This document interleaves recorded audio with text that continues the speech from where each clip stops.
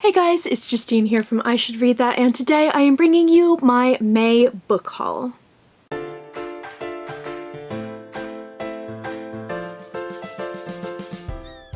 I am filming this video in the midst of global protests in the US and beyond over the murder of George Floyd at the hands of police officers in Minneapolis. Right now is a really scary time for a lot of people, particularly those in the Black community, for everyone who is protesting, and I really wanted to use this platform to shout out some ways that you could help. If you want to donate some money either to bail funds, to Mr. Floyd's family, if you want to sign some petitions, if you don't have the money to spare, I'm going to leave some links down below so you can go ahead and check them out, and we as a community can help people out, because right now is a very, very scary time. It's a very uncertain time, and I think that it's really time for people like myself who are non-Black to step up and help out the community.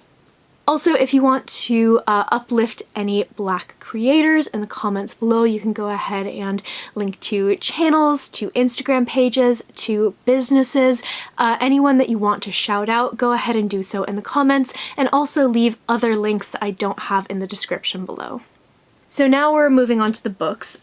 We are, of course, still in the midst of a global pandemic, book hauls are getting a little bit weird. They're getting a little bit more sparse than usual, but this is still a decent sized haul. I did receive some books from publishers. I have 5 books from publishers.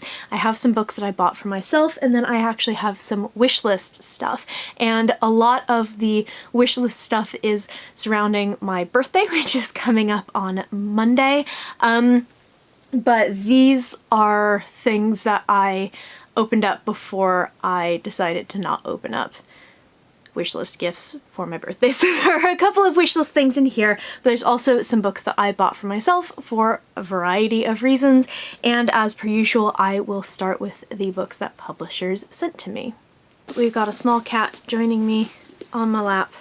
Dax cannot leave me alone when it is time to film. Apparently this is a new thing that she's decided she needs to do during quarantine. We're just gonna roll with it as per usual. So the very first book that I have from publishers comes from Hodder and Stoughton. This is one I'm very, very intrigued by. I believe it is a debut novel. It's a queer sci-fi novel, and it sounds amazing. So this is The Space Between Worlds. I wanted to double check the title, by Micaiah Johnson, and it comes out in August of this year.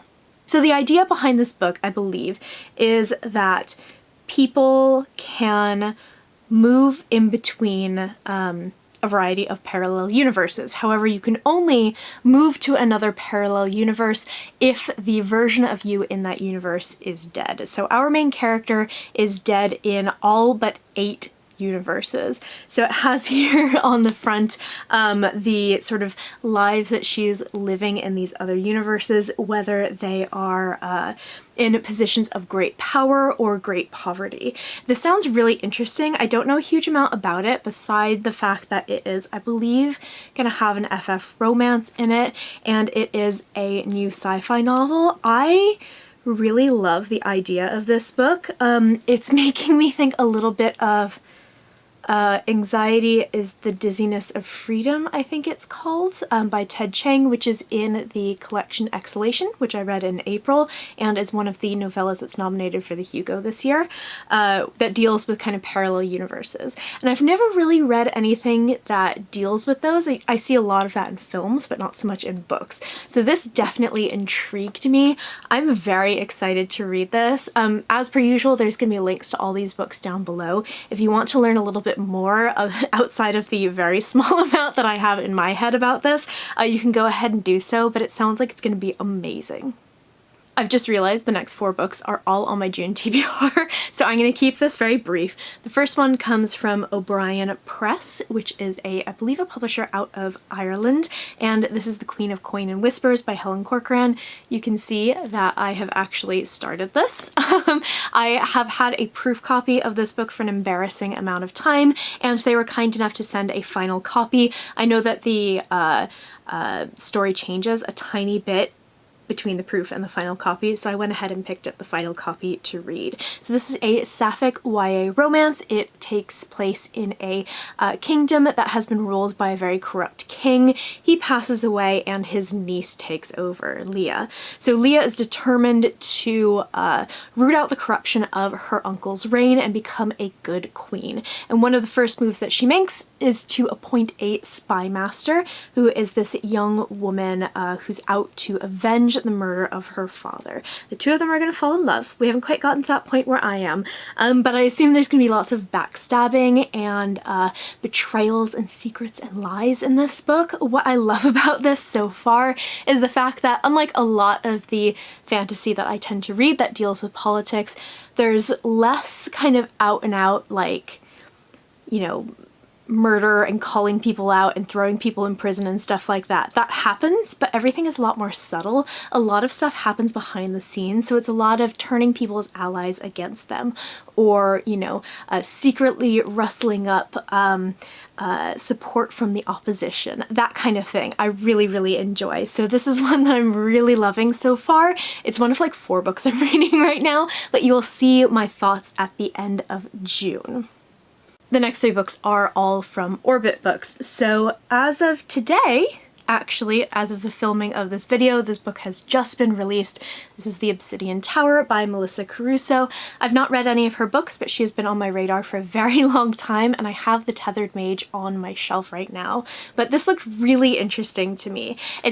I'm one of those booktubers. I don't know a huge amount about this book, but I do know that it deals with politics and it has lots of magic and kind of that classic fantasy feel. So whereas The Queen of Coin and Whispers doesn't seem like it's going to have any magic at all, this is high fantasy, loads of magic, loads of backstabbing, probably lots of treason. It looks great. It looks so fun, and I have friends who have read this already and have loved it, so I'm very, very excited to read this book. Next is a book that you all know I'm so excited for. This is The Once and Future Witches by Alex E. Harrow, who of course wrote The 10,000 Doors of January, which was one of my favorite books of last year. So this basically is a historical set fantasy, and it follows, I believe, 3 sisters who join the suffragettes in New Salem trying to gain votes for women, and they sort of begin to dabble in witchcraft. This sounds amazing. It sounds so fun. I cannot wait to read it. This is one that I had already meant to start, but as I say, I'm reading like 4 books right now, so this is one I'm going to read very, very soon. It comes out in October, and like, it's just going to be so good. I cannot wait to be able to talk to people about this book because I have a feeling it's going to be another favorite. I absolutely adore her writing. She has a beautiful writing style. This just sounds so good. I can't wait. And the last book that I have from publishers is The Bone Shard Daughter by Andrea Stewart.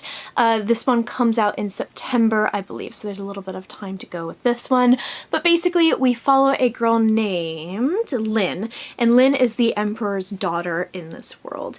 And she is either unable to perform the kind of magic that keeps the Empire safe, or she's not particularly good at it, so the Emperor has refused to name her as his heir. So she has decided she's going to study this magic, this bone shard magic that creates these kind of incredible animal constructs and sort of prove everyone wrong and be super stubborn.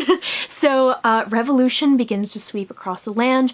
It reaches the gates of the palace and she has to decide how far she is going to go. So this sounds amazing. This sounds so good. I have had this book in my head ever since I heard that they acquired it, and it just sounds like it's going to be a fantastic read. I think this is one I'm really, really gonna love. So next up I have 4 wishlist books. The reason you keep saying wishlist books here is because I keep either putting up wishlist threads for people to post their lists along with my list, or I've been like sending books to other people from their wishlist threads. So a couple of new books have come in, and there's quite the variety here. We've got short stories, we've got YA, we've got contemporary like commercial fiction, and we have a children's book. So that children's book is In Cart, and this is by, I want to say Funke because of Arrested Development, but Cornelia I'm going to say Funke. So Inkheart, I believe, is a much beloved children's series here in Britain, and it's one that I've had my eye on for years because there was a film that was made of it that I don't think was very good, but it had Brendan Fraser in it, and I love The Mummy, and I like adore him, so I've always had this on the brain, and I've always wanted to read it, and I found it in like charity shops and stuff like that, and for some reason I've just never picked it up. I put it on my wish list because these new covers are just stunning. I love them, and my friend Imogen bought this for me, so a huge thank you to Imogen. This sounds incredible. So basically it's about a girl who loves stories, but her father never reads them aloud to her. And one day it is revealed that when her father reads aloud, the characters from stories come alive and like come out of the pages of the book. So suddenly she is living the kind of adventure she has only read about in books, but this one will change her life forever. This sounds wonderful. This sounds so good. It's quite big for a children's book, but I have a sneaking suspicion that it's going to absolutely fly by. I can't wait to read this. I think there's 4 of them, and I have a sneaking suspicion that at some point I'm going to end up with all of them, and I really think I'm going to love them because this, if I had this as a kid, I think this would be one of my favorite books. Next up is a short story collection. I have never really been big on short stories. However, I read Exhalation by Ted Chiang, a short story collection that I cannot shut up about, in April, and ever since then I've been much more interested in reading single author collections. So I read one book, or one story from this book, back when it came out, and it like ripped out my heart. And I never got the chance to read the rest of them because I think I borrowed it from the library maybe and like ran out of time. But this is The Paper Menagerie and Other Stories by Ken Liu. Ken Liu is best known for his own works. He wrote a book called The Grace of Kings, and he writes these short stories, but he's also the translator for a lot of Chinese sci-fi, including The Three-Body Problem. So I was really interested in some of his original fiction because I read The Three-Body Problem like 2016, I think, and I stumbled upon this book. I read The Paper Menagerie, the titular story, and it ripped my heart out. It was so good. So I've been wanting to read this for absolute ages, and my friend Fiona bought this for me. So a huge, huge thank you to Fiona. I have a feeling this is just gonna like wreck me. He's such a good author. He's such a talented author. And I love the kind of subtleties of The Paper Menagerie. It's a quiet story, but it was just like, it's like a punch to the face, and I loved it. So I'm very excited to go ahead and read this and probably weep. Next up is a book from my marvelous friend Nikki. I know that she loves this series. I have the first book on my shelf. I know I'm gonna read it. I know I'm gonna love it because it's YA crime, which is something I really, really enjoy. And this is the sequel, which just came out. This is Good Girl, Bad Blood by Holly Jackson. The first book is A Good Girl's Guide to Murder, and I think that came out last year. And I am so pumped to read these. I don't have a huge idea about what they're about, but I think the first one follows a girl who decides to solve her like hometown murder as part of a school project, and starts to uncover secrets that people don't want her to find out about. I haven't read the back of this because I don't want spoilers for the first book, just in case any are there, but I assume this probably moves on to a second case, unless it's like the Truly Devious series, which sort of follows one case over the course of 3 books. So I'm very, very interested. These sound so fun. I went on a huge YA crime binge last year, and I read a ton of it, and I loved it. And it's something that I wish we saw more of in YA because it's so incredibly fun. So I'm really looking forward to reading both of these books, especially now that I have them both on my shelf. And I don't know if this is a duology or if we're getting more books, but I have a sneaking suspicion it is going to be a trilogy, and I think I'm gonna love it. And this last book from my wish list is really interesting because it is very different from everything else on this list so far. So this is My Dark Vanessa, and this is by Kate Elizabeth Russell. So essentially, this book follows a woman. Her name is Vanessa. I probably should have realized that.